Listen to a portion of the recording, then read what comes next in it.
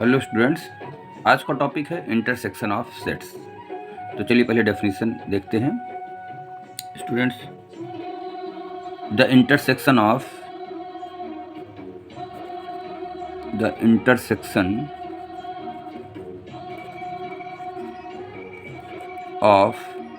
Two sets A and B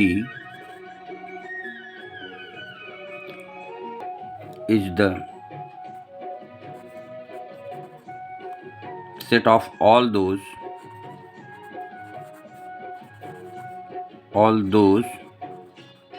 elements which belong to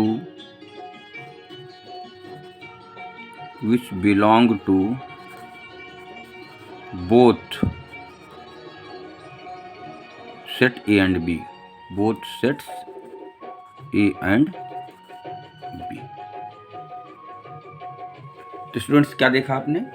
the intersection of two sets A and B is the set of all those elements which belong to both sets A and B।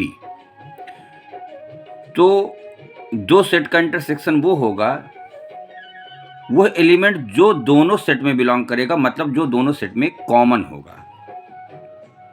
और ऐसा भी कह सकते हैं कि all those elements which is common to both A and B, चाहे common कह दें या कह दें कि बिलोंग टू बोथ। तो इस तरीके से ये डेफिनेशन हुई। The intersection of two sets A and B is the set of all those elements which belong to both A and B.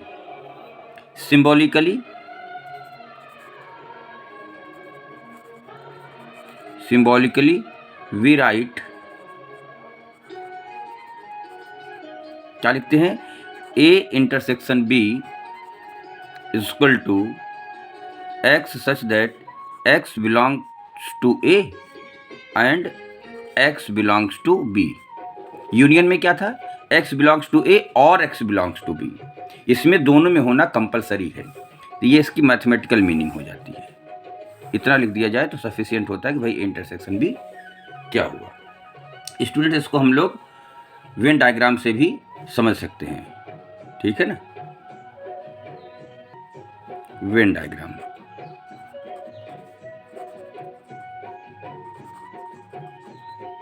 Venn diagram क्या है? एक हम यहाँ पर रेक्टेंगल बनाते हैं और ये हमारा सेट U है, it is a universal set. अब इसमें हम दो सेट बनाते हैं, एक सेट A और एक सेट B। तो ये यूनिवर्सल सेट स्टूडेंट्स पूरा है, ये सेट A है और ये सेट B है। और जो एरिया दोनों में कॉमन होगी, क्या है जो दोनों में कॉमन हो, जो A में भी हो और B में भी हो, कौन सा एरिया है? वो ये वाली एरिया है, जो शेडेड एरिया है वो दोनों में कॉमन है। और इसी को हम लोग क्या कहते हैं? A इंटरसेक्शन B कहते हैं। ये समझने के लिए इसी को क्या कहते हैं? A intersection B। कौन सा एरिया? जो ये शेडेड एरिया है, इसको कहते हैं A इंटरसेक्शन B। इसको हमने वेन डायग्राम से आपको समझाया कि ये इसी को रिप्रेजेंट करने के लिए कि ये A इंटरसेक्शन B होगा। स्टूडेंट्स, अब इसको हम एग्जाम्पल से समझते हैं। एग्जाम्पल हम यहाँ दो बनाएंगे। Example first, let A equal to 1 2 3 4 and B equal to 3 4 5 6। अब हमको क्या इसमें निकालना है? आपको निकालना है A intersection B equal to क्या होगा? जो एलिमेंट्स A और B दोनों में एग्जिस्ट करते हैं, या कह ले कि जो दोनों में कॉमन होगा। तो यहाँ देखिए 3 4 इसमें भी है और 3 4 इसमें भी है, तो यही इसका इंटरसेक्शन हो जाएगा। केवल कॉमन एलिमेंट्स होते हैं। यूनियन में क्या होता है? पूरा हो जाता है, लेकिन इंटरसेक्शन में केवल कॉमन एलिमेंट्स होते हैं जो दोनों सेट में बिलोंग करें। चलिए एग्जाम्पल सेकंड देख लेते हैं। एक दूसरा एग्जाम्पल, एग्जाम्पल टू में let X equal to A B C D and Y equal to A, B, P और Q. This implies x intersection y equal to, इसमें a इधर है, ये है, b इसमें है, a b दोनों में है, तो a b केवल होगा, c d इसमें है, इसमें नहीं, p q इसमें नहीं, इसलिए नहीं होगा। इस तरीके से दो एग्जाम्पल से हमने आपको समझा दिया कि इंटरसेक्शन कैसे फाइंड करते हैं और इसकी डेफिनेशन क्या हुई, और वेन डायग्राम से भी आपको ये दिखा दिया कि वेन डायग्राम में अगर हम समझें डायग्राम से तो ये पूरा यूनिवर्सल सेट होता है, उसमें दो सेट होते हैं, दोनों सेट यू के सबसेट्स हैं, और जो एरिया शेडेड है इसको कहते हैं A intersection B. Common area को यहाँ पर हम वेन डायग्राम में एरिया से रिप्रेजेंट करते हैं। नाउ स्टूडेंट्स, अब हम लोग आगे पढ़ेंगे इंटरसेक्शन की कुछ प्रॉपर्टीज होती हैं, some properties of operation of intersection. इसमें कुछ प्रॉपर्टी है। पहली प्रॉपर्टी है A intersection B is equal to B intersection A. इसको कहते हैं कॉम्यूटेटिव लॉ। क्या कहते हैं? Commutative law.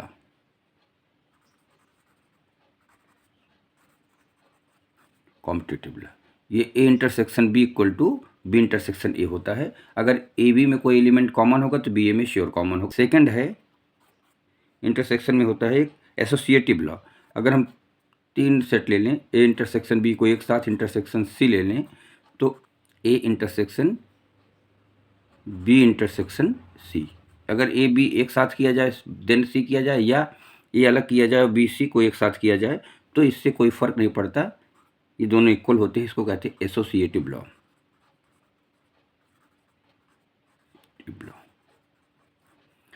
तीसरी प्रॉपर्टी होती है law of null set and universal set. It means phi intersection A equal to phi होगा, and U intersection A equal to A होगा। ए कॉमन आएगा यू में, और इसमें क्या होगा? फाई। फाई इसमें कुछ नहीं, इसमें ए है तो फाई रिजल्ट होगा, इसका ए रिजल्ट होगा। इसको कहते हैं law of phi and universal set. Fourth property है A intersection A equal to A.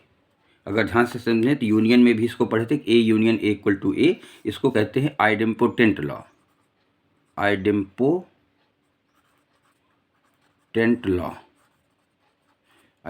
Law होता है। और ये लास्ट फिफ्थ प्रॉपर्टी है A intersection B union C. ये बड़ी इंपॉर्टेंट प्रॉपर्टी है। इसको कहते हैं distributive law equal to A intersection B union A intersection C. ये बहुत इंपॉर्टेंट प्रॉपर्टी है। ये यूनियन में नहीं होती, ये इंटरसेक्शन में ही, जिसमें एक इंटरसेक्शन होता है और एक यूनियन होता है। ब्रैकेट को एक तरीके से ओपन करते हैं जैसे, तो बिल्कुल इसी तरीके से इसको कहते हैं डिस्ट्रीब्यूटिव लॉ। ये इंपॉर्टेंट होता है। तो स्टूडेंट्स, आपने देखा कि ये पूरा इंटरसेक्शन कंप्लीट होता है इस प्रॉपर्टी के बाद में। तो ये पूरा इंटरसेक्शन की डेफिनीशन, प्रॉपर्टीज, वेन डायग्राम सब कुछ इस वीडियो में कंप्लीट कर दिया गया।